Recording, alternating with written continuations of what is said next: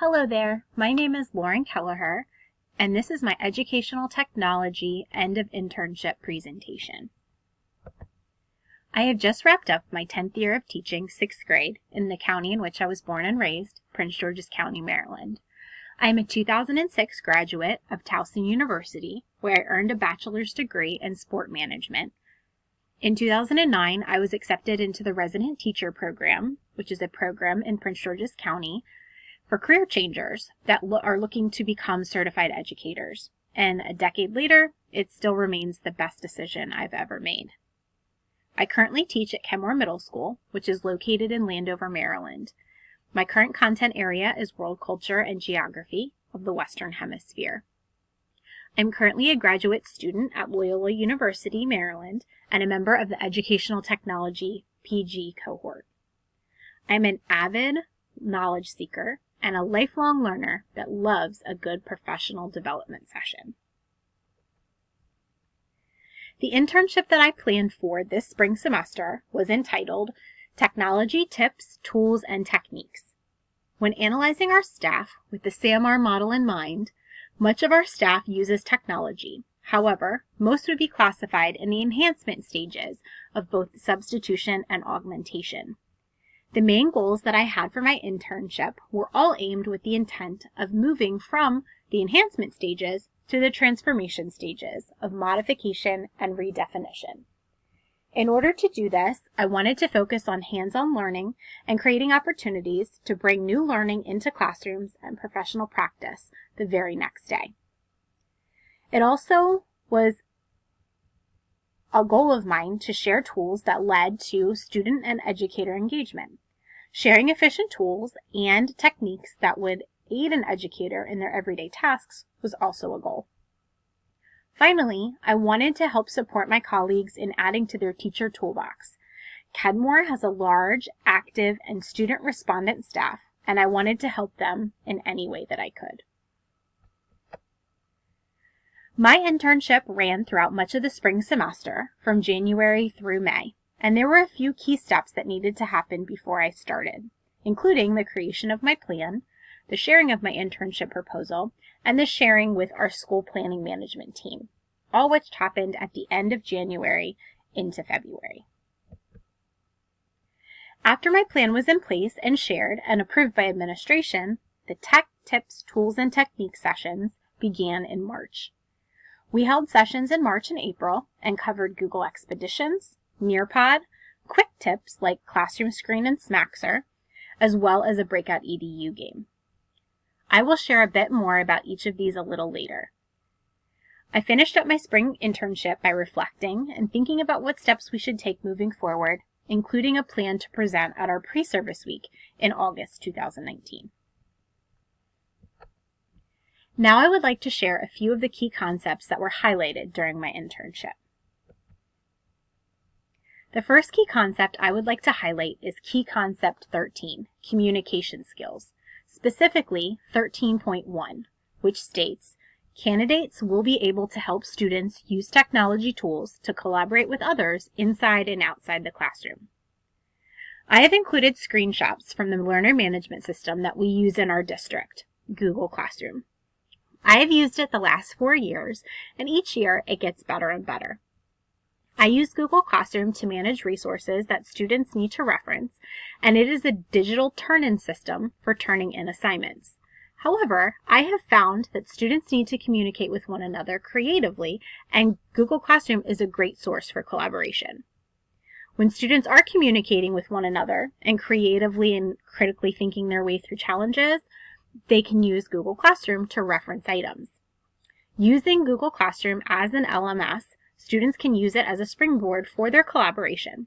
The 2 screenshots I've included showcase a collaborative task, which here is the deforestation infographic and short story, as well as the hub for our largest and most challenging task of the year, National History Day. Students demonstrate agency when choosing their National History Day project, and a popular choice is creating a website. While the website is created on NHD Weebly, where students can collaborate and create their site, Google Classroom is where they begin learning the expectations and where they can reference the project rubrics. As a Google district, we have access to so many of the G Suite applications. They are so helpful in our communication and collaboration as a staff, and I have chosen to highlight some of them for Key Concept 13.2, which states, candidates will understand technological tools for collaboration with colleagues and demonstrate the disposition to use technological tools for collaboration in appropriate ways. I use Google Classroom in collaboration with my co-teacher. We are able to add assignments, score them, and differentiate what we assign to our students. We also use Google Docs for our collaborative planning documents. As you can see, this is a rolling agenda in which we add what we've discussed in our weekly meeting, the data we've analyzed, as well as how we've lesson planned. And all of this can happen in the exact same document. This is much better than an email thread or just working offline, as it is a doc that can be accessed at any time, both in school or out, and can be referenced for those that need a little bit more support or people who weren't able to make that week's meeting. We can also use this doc to brainstorm ideas because, let's face it, sometimes you can't brainstorm everything you want to think about in just a short 30-minute time span. We can communicate and collaborate much simpler using these digital tools, and it surpasses any other tool that we've tried. The next key concept that I've chosen to share is number 14.2, leadership skills, where candidates will be able to demonstrate the ability to lead technology initiatives at the school or district level. While I think I'm a good leader, I've always thought that I was more of a good quiet leader. I lead more with my actions than I do with my voice. Actually leading out loud and leading a larger group is something pretty new to me. I've included a few photos from 3 of the 5 sessions that I was able to hold throughout the year. Having support from administration was crucial, and having their backing this semester was empowering. This photo here is from the Joint Social Studies and Science Google Expeditions training. This one here is from our quick 5-minute whole staff meeting, where I shared a few quick tips. And this one is from our pre-service week presentation on Remind. It was tweeted out by one of our administrators back in August. Key Concept 15 is all about professional learning and how candidates will be able to apply models of professional learning to begin the process of real change in a school. During my internship, I created a blog about my experiences on Google Sites. I've included that as my artifact and will share some of how the internship went. The first session I held was before my internship began and before school started. My principal had asked if I would share Remind as a communication tool for both parents and for our colleagues, and I shared this during our pre-service week. Many educators signed up for Remind after this meeting, actually during this meeting, and used it regularly throughout the school year. Here are a few photos from that session, including the tweet that was sent out in August. I shared my internship with the SPMT team in early February and was given positive feedback about the sessions that were to come. Here's an example of this being on our agenda for the month. Google Expeditions was my first official Tech Tip Tools and Techniques session, and it was a joint meeting of social studies and science teachers during our collaborative planning time before school. This was a pretty successful meeting, as it introduced a tool that most educators hadn't had a chance to work with yet, and there were sparks of interest throughout our session. We went on a virtual reality journey to Mount Everest, and attendees were able to see both the teacher, the guide side, as well as the student side of the adventure.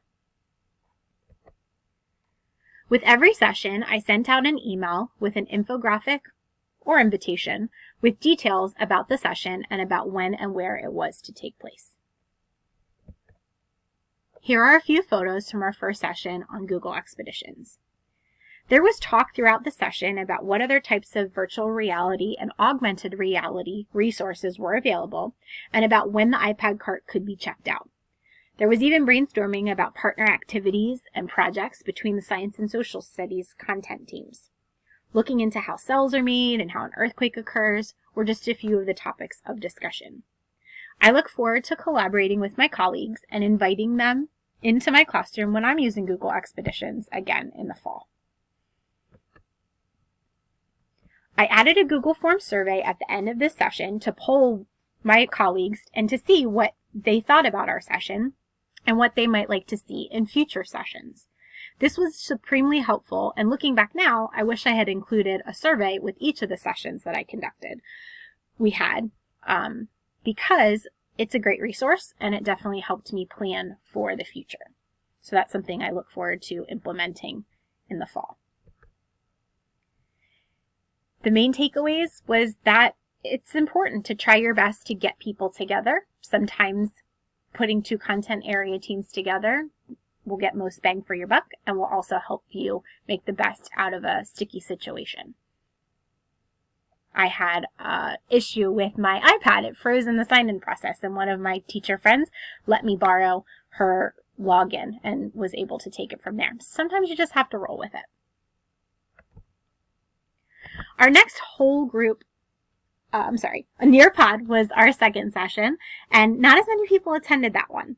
And it was one of the ones that I planned on the most because I thought it was really interesting. However, I've already determined and talked with my principal, and she's already said that we could use one of the days on our pre-service week in August to implement Nearpod and to deliver it to the whole staff.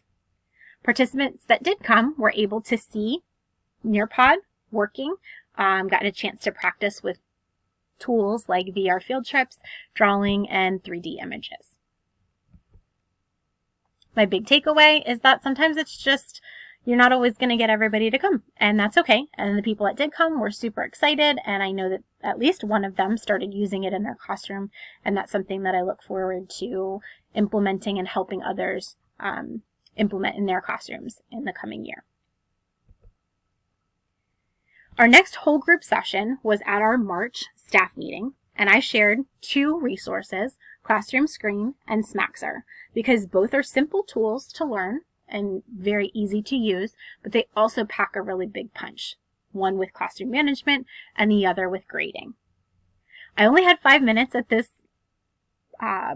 planned staff meeting, so I wanted to get the most for my time, and I was able to include both those tips as well as promote our next session, which was going to be about Breakout EDU.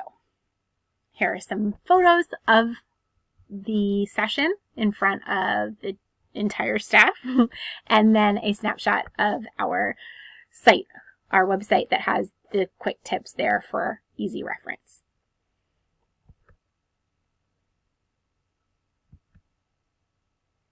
Breakout was our last session, and I sent out an email to the whole staff inviting them. I'm not sure how many people would have shown up, but I was out sick the day that I had planned this session, so I wasn't able to be there, so we had to reschedule. And we had a group that when we did reschedule was totally into it, and while they were participating, they took some time to discuss how they could bring Breakout and the innovative and creative thinking ways into their own classrooms. Here are a few photos from that day, and we had the materials and clues set up around the room and a key that was cleverly hidden in a dictionary.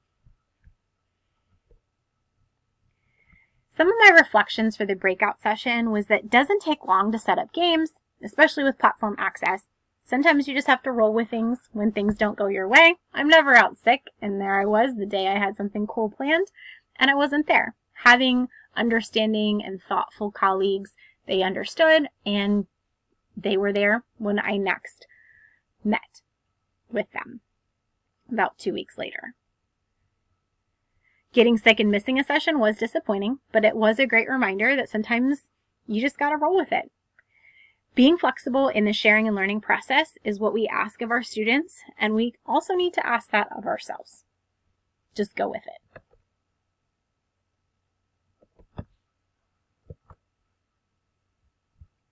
The last key concept that I will highlight is Concept 17, Educational Technology Resources. 17.1 states, candidates will be able to locate a variety of technology resources, evaluate them for classroom use, and assist colleagues in the process. During my internship, I added the resources that I shared to a Google site, so in case attendees needed a refresher or missed the in-person session and wanted to catch up, they could reference the tools. Here we have our Tech Tips, Tools, and Techniques website. I have each of the sessions listed here, and under each of the sessions, either a video, a how-to, information about why that tool happens to be important. I even have a bonus webinar about Newsela, something that I plan on implementing with the RELA teachers in my building in the coming fall. I believe that sharing is caring, and some of the best PD we can do as educators is just by popping into each other's classrooms and finding out what other people are doing.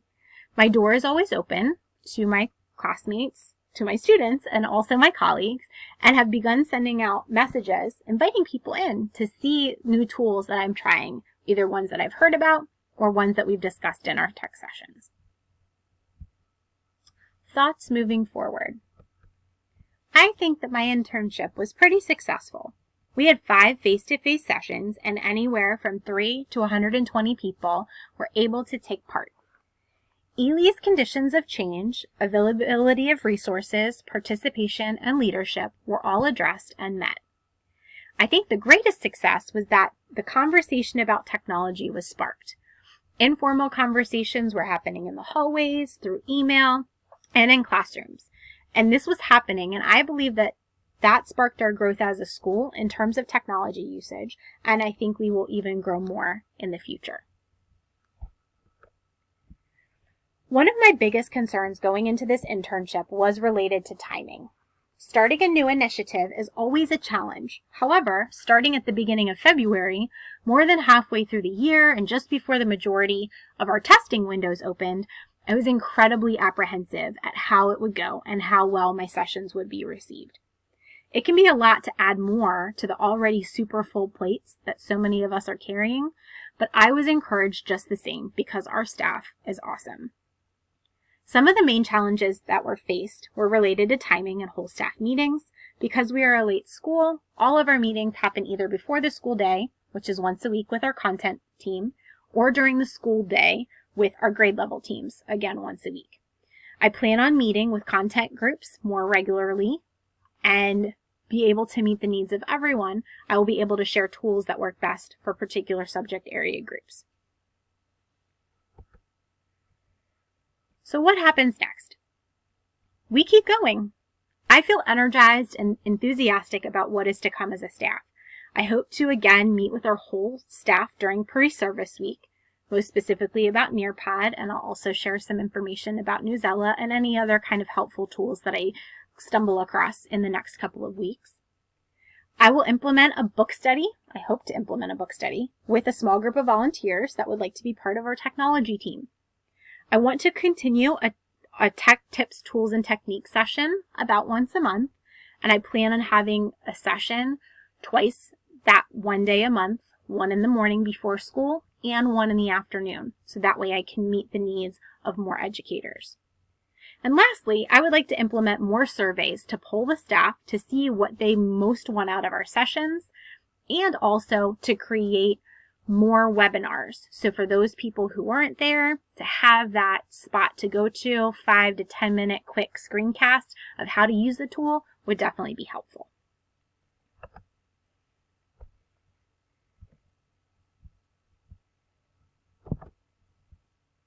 Thank you so much for listening and watching my internship presentation. If you have any feedback, I would very much appreciate your thoughts. Thank you.